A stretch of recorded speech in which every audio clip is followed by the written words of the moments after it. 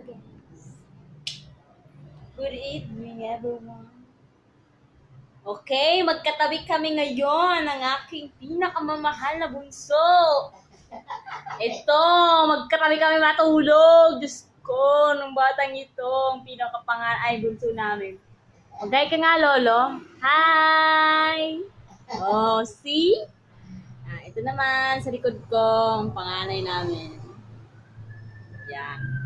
Kasi sa gabi kami, mga bago, pinipilit kasi sa gabi.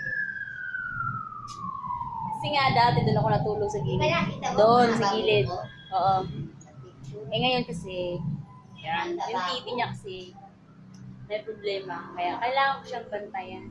Ganun talaga buhay. Diba, Lo? Ganun talaga buhay. Kailangan alagaan ang pasyente. Mahal na mahal ko itong matandang to eh. Kasi sa ulo to eh. Sige guys. Well, dito kami matulog. Higaan ko.